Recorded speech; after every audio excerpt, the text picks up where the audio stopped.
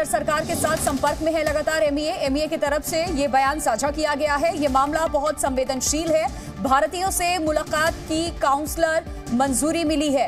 ये इस वक्त एमईए की तरफ से बड़ा बयान दिया गया है। तो कतर में भारतीयों को जो सजा सुनाई गई थी उस सजा पर एमईए का बयान सामने आया। लगातार एमईए कोशिश कर रहा है, मौत की सजा पर अपील फाइल कर दी गई है।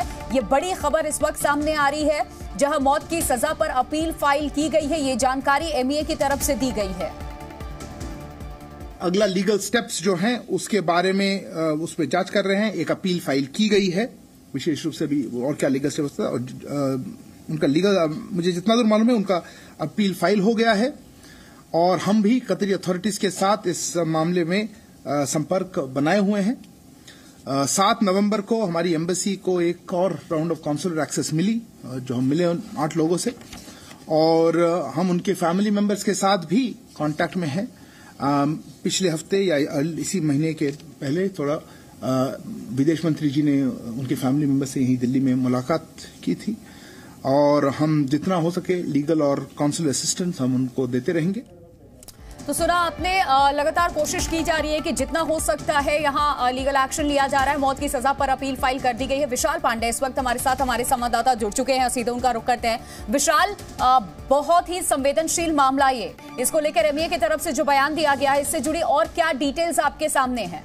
देखिए, बिल्कुल भारत सरकार के विदेश मंत्रालय के प्रवक्ता अरिंदम बागची ने आज बताया कि 26 अक्टूबर को कोर्ट ऑफ फर्स्ट इंस्टांस की तरफ से फैसला सुनाया गया था, जिसमें 8 भारतीयों को मौत की सजा सुनाई गई थी। और इस मामले में अब अपील फाइल कर दी गई है। जो जजमेंट कॉपी है वो सिर्फ लीगल टीम के साथ साझा की गई है कतर अथॉरिटीज की तरफ से।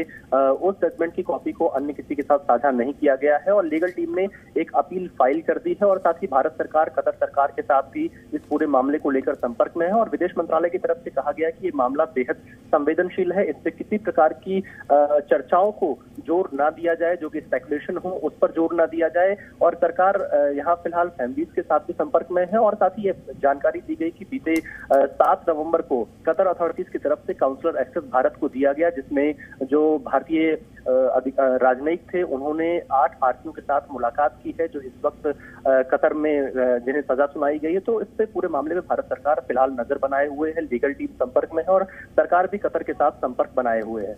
देखिए, बहुत बड़ी एक कह सकते उम्मीद की किरण इसे उपलब्धि है एमईए की, कि मौत की सजा के खिलाफ जो अपील की गई थी फाइल, वो फाइल कर दी गई है। उस अपील को एक्नॉलेज किया गया है।